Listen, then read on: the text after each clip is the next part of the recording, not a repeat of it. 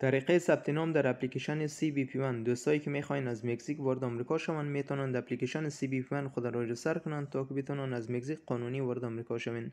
دوستا در ابتدا باید اپلیکیشن CBP1 خود را رجیستر کنیم. در اپستور یا فروشگاه گوشیتون میرین و سرچ میکنین CBP1 و این اپلیکیشن رو باید دانلود کنیم. دوستا وقتی که اپلیکیشن رو دانلود کردین دوستا وارد اپلیکیشن میشین و روی لاگین کلیک میکنین، روی اکسپت کلیک میکنین. چون ما اکانتی در CBP نداریم دوستا باید یک اکانت بر خود ایجاد کنیم و روی کریدن اکانت کلیک میکنین و اینجا انتر یور ایمیل آدرس، یک ایمیل آدرس رو وارد میکنین دوستا که فعال باشه و همیشه در دسترس شما باشه. انگلیسی رو انتخاب میکنیم چون فارسی نداره دوستا. روی سابمیت کلیک میکنین. اینجا گفته چک یور ایمیل آدرس رو چک میکنین و اینجا در ایمیل آدرس دوستا یک ایمیل ارسال کرده و روی از این لینک کلیک میکنیم و دوستا در این صفحه گفته کرید استران، یک گذرواژه قوی ایجاد کنین. یک گذرواژه دوستا اینجا وارد کنین که 12 عدد باشه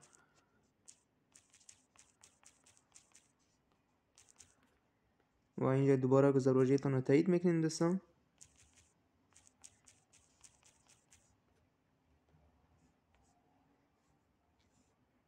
و دوستا در این صفحه گفته یک روش احراز هویت انتخاب کنین و امی تکس تور وایس مسیج امیر انتخاب میکنیم چون راحت ترین روشش همیست دوستا و روی کانتینیو کلیک میکنیم و شما دوستا من در مکزیک هستین و شماره دارین، شماره تماستان که فعال باشه و همیشه در دسترستان باشه اینجا وارد میکنین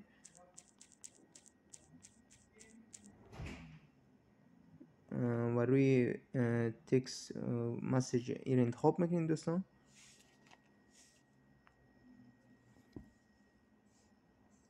و حال یک کد آمد به شماره شما و همون کد دوستا در اینجا وارد میکنین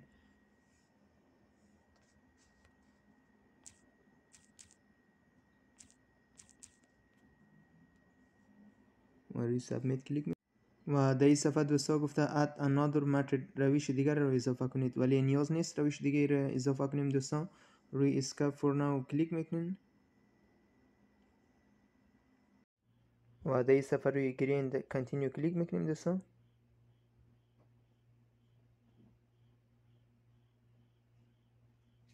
و این کد را خواسته اینجا وارد میکنیم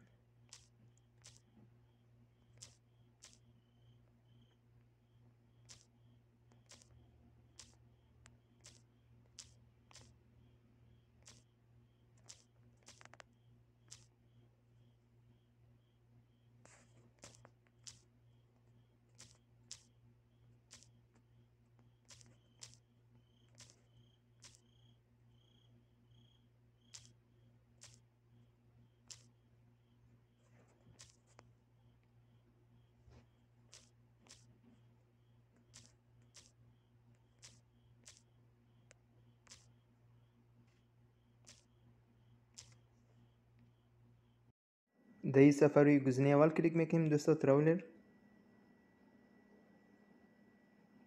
و در این صفحه گزینه اول انتخاب میکنیم لند چون ما زمینی وارد آمریکا میشیم. کانتینیو روی گزینه اول کلیک میکنیم دوستا سابمیت ادوانس انفورمیشن و روی ادیت پروفایل کلیک میکنین و اینجا نام کاملتون رو نوشته میکنین دوستا و در پایین لاست نیم تخلصتون رو نوشته میکنین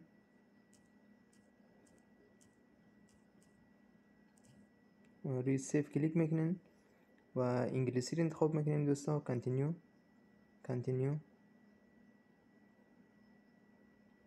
و در این صفحه روی رجیستر تراولر کلیک میکنیم دوستا و در این صفحه روی اد تراولر کلیک میکنیم و در این صفحه در گزینه اول دوستا گفته تیک افوتو عکس تون خواسته و روی گزینه اول کلیک کنین و عکس تون بگیرین دوستا. ما فعلا یک عکس وارد کردم ولی شما عکس خودتون بگیرین چون در این اپلیکیشن عکس لازم است و گزینه بعدی گفته اسکن پاسپورتتون باید وارد کنین. اگر وارد نکردین مشکل نداره. گزینه بعدی گفته بیوگرافیکال انفورمیشن، اطلاعاتتون خواسته دوستا. در گزینه اول فست نیم نامتون وارد میکنین، بعدیش لاتس نیم تخلصتون وارد میکنین، دیت آف برت تاریخ تولدتون انتخاب میکنین دوستا،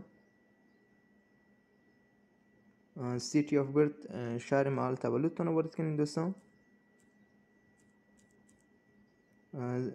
کانتری آف برت کشور محل تولدتون انتخاب میکنین دوستا، country of citizenship شهروند کدام کشور هستین اینجا انتخاب میکنین دوستان.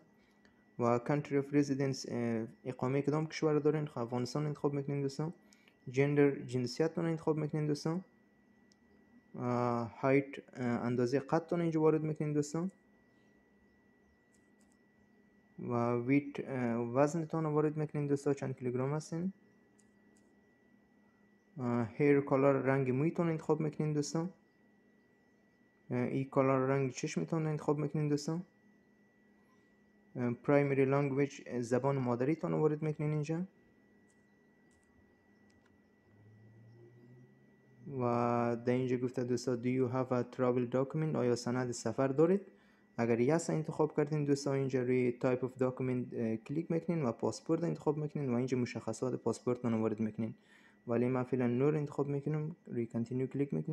و دوستان در این صفحه گفته contact information اطلاعات تماستان خواسته و در گزینه اول ایمیل آدرس آپشنال، ایمیل آدرس اختیاری است، اگر وارد نکردین مشکل نداره دوستان. و در گزینه بعدی گفته are you employed، آیا مشغول به کار هستید، نور انتخاب کنین دوستان. و در گزینه بعدی گفته have you traveled to another country on the last year، آیا شما در سال گذشته به کشوری سفر کردید. اگر یس انتخاب کردین دوستان تاریخ سفرتان به او کشور وارد میکنین و تاریخ خروجتان از او کشور انتخاب میکنین و نام او کشور وارد میکنین و فعلا نور انتخاب میکنیم دوستان. روی کانتینیو کلیک میکنیم و در این صفحه دوستان گفته مرتل استاتس وضعیت تأهلتان انتخاب میکنین، مجرد هستین یا متأهل. گزینه بعدی گفته دوستان is your father alive، آیا پدر شما زنده است. اگر یس انتخاب کردین دوستان first name شون وارد میکنین، last name شون وارد میکنین، middle name شون وارد میکنین، country of birth کشور محل تولد شون وارد میکنین، country of citizenship اقامه کدام کشور داره یا شهروندی کدام کشور داره وارد میکنین. و ما فعلا نور انتخاب میکنیم دوستان و روی سیف کلیک میکنیم. و در این صفحه دوستان کسایی که فامیلی هستن و فامیلشان همراهشان است و میخواین فامیلی ثبت نام کنن روی اد تراولر کلیک کنن و اعضای فامیل خودم اضافه کنن.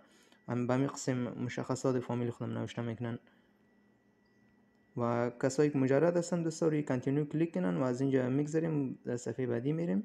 و دوستا در این صفحه گفته United States Address Information اطلاعات تماس ایالات متحده. دوستا شما حتما کدام دوست فامیل آشنا کسی رو دارین در آمریکا آدرس اونا رو باید اینجا وارد کنین، در غیر از برنامه پیش نمیره. و یک چیز توجه داشته باشین آدرس رو که اینجا وارد میکنین محکمه شما رو به می ایالت میده و دو آدرس یک آدرس خانه شون و آدرس سرکشون وارد میکنین و در سیتی شهرشون وارد میکنین دوستان.